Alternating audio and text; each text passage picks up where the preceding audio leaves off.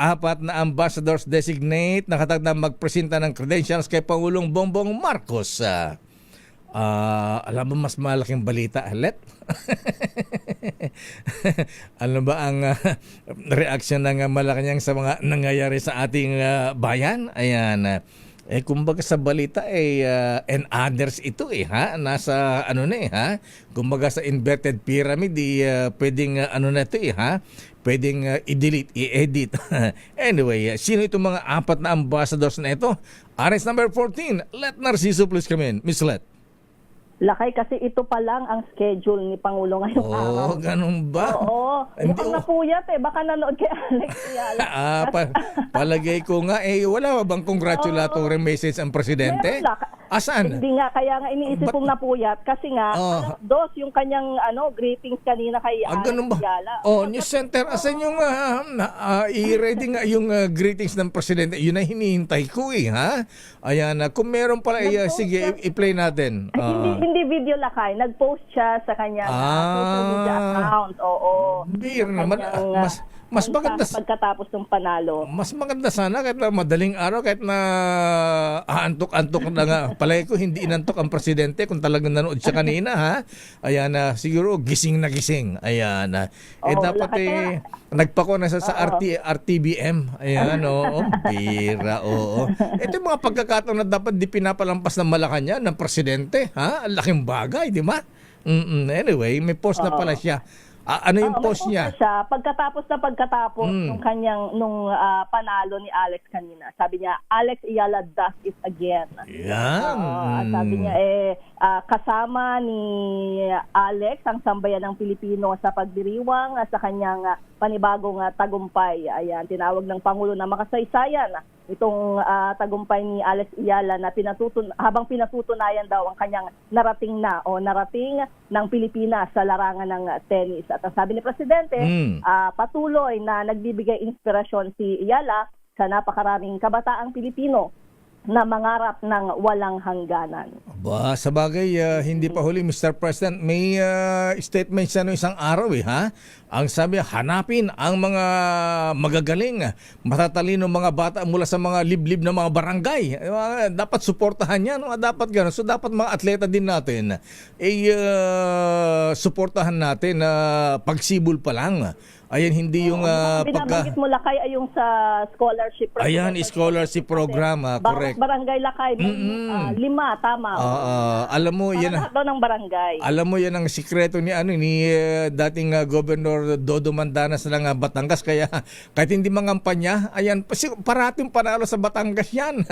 Paano? Ayan, every barangay, may mga scholars siya, ha? Ayan, di siyempre, isang pamilya, ang dami-dami ng kamag-anak yan. O di boto lahat yan. Ayan, siguro yan ang gayahin ng mga politiko. Ayan, serbisyo, ayan, tulong sa mga mahihirap sa mga barangay. Lakay. At sabi nga ni Presidente, isa yan sa gusto niya maging legasiya talaga sa edukasyon, Lakay. Ayan, siguro nga dapat, tama Mr. President, simulan, gayahin niyo si Pinsan. Ayan, si Pinsan Manong Michael Kion ng Lawag, Ilocos Norte, ha? Di ba siya ang nag-train kay Lydia De Vega? Naalala mo yon ha? Yung gintong alay. Ayan. Pinsan ni Apo Presidente yan, si Michael Kion, ha? Ayan, siguro ganun pa lang. Yung mga sumisibol pa lang na nakita natin may talent, suportahan natin para yung iba hindi nagpapaambon sa ibang bansa katulad nung grandmaster natin si Wesley So, di ba? Kulang sa ayuda Ayan. Yun tuloy, kinuha na American citizen na siya. Pag naglaro ng chess, America na yung kanyang flag, hindi na Philippine flag. Mga ganun ba? Ang isa pa naman sa maganda dito, Lakay, talaga namang nagkakaisa yung mga Pilipino sa panalo dito sa sa sports na to. Gulat yung mga taga-WTA, ha? Yung mga, iba ang mga Pilipino, kuyog, ha? Akala mo... Ang taas nga daw ng ticket sales, di ba, kapag si Alex ang naglalaro. Ubos nga Ayan, akala mo, di na naiparinig ba yung hiyawan ng mga kabayan natin? Akala mo, meeting di avance Ayan, mga ganun. Anyway, at least may mga positive tayong mga balita, ano ha? Oo, Anyway, okay, proceed, Miss Let. So ano pa schedule ng presidente? At sino itong apat na ambassadors na ito ang haharap sa presidente para magbigay ng kanilang mga credentials?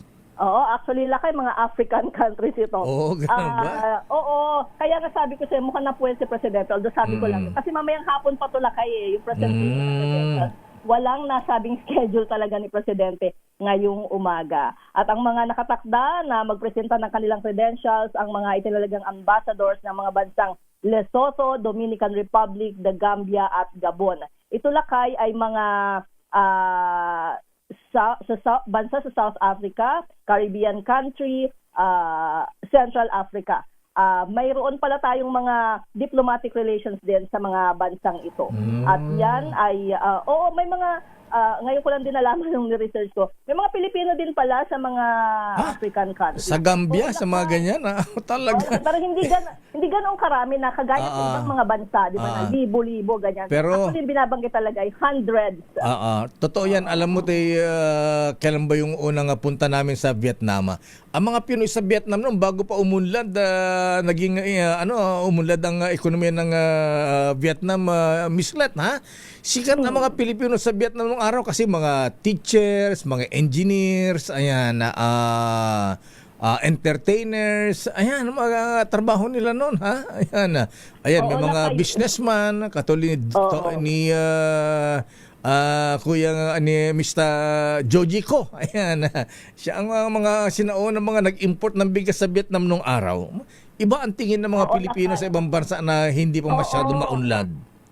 Totoo lakay. At saka kadalasan sinasabi nila na yung mga Pilipino doon sa ibang bansa nakakatulong talaga doon sa bansang yon para umunlad. Ayan, kita mo, mga engineers, teachers. Oo, lakay. Ito sa Lesotho, ngayon ko nga lang narinig itong Lesotho, lakay. May bansa pa lang Lesotho? Sa Africa, lakay. South Africa. At yung hundreds of Filipinos na nakatira dito ay mga lakay. Professionals. Supervisory roles sa mga local manufacturing, mga textile operations. So mga supervisor sila doon. Galing. Yan ang maganda naman ha. So at least may mga bansa na kinikilala ang talino at galing ng ating mga kababayang Pinoy. Actually marami lakay. Hindi lang nabibigyan ng masyadong pansin Totoo lakay. Parang sa halos lahat ng bansa, karamihan, after doon sa mga napuntahan ni Presidente, kapag may Filipino community event siya, talaga namang nangingibabaw na, ganito pala yung mga Pinoy sa ibang bansa. Lalo ngayon, nalo si Alex Iyala. Kaya nga diba, kahit saan din siya pumunta, talagang marami din support. Sabi siguro ng iba, marami pa rin mga sosyal na mga Pilipino, hindi lang pala mga unggoy. Nagcha-champion sa tennis, di ba? Mga gano'n. Nakakatuwa. Ayan.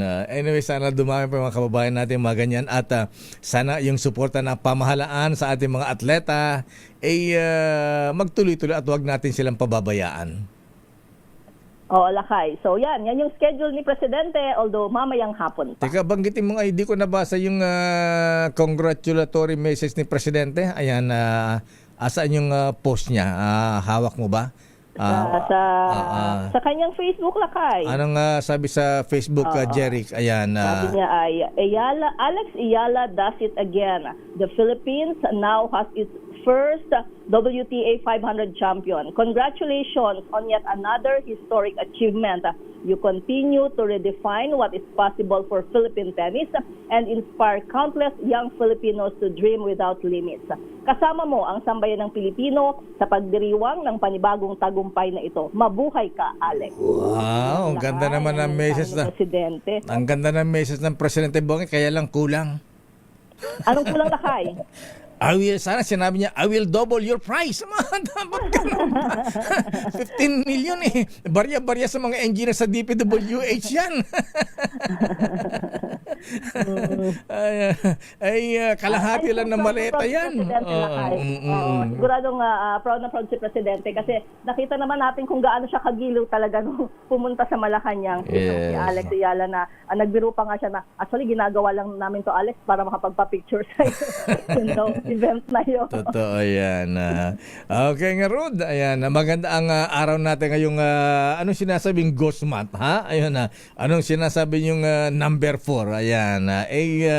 Tayo ay ito ang lucky day natin. Ayan, dahil sa panalo ni Alex Ayala. Okay nga Rod, maraming salamat Miss Lat.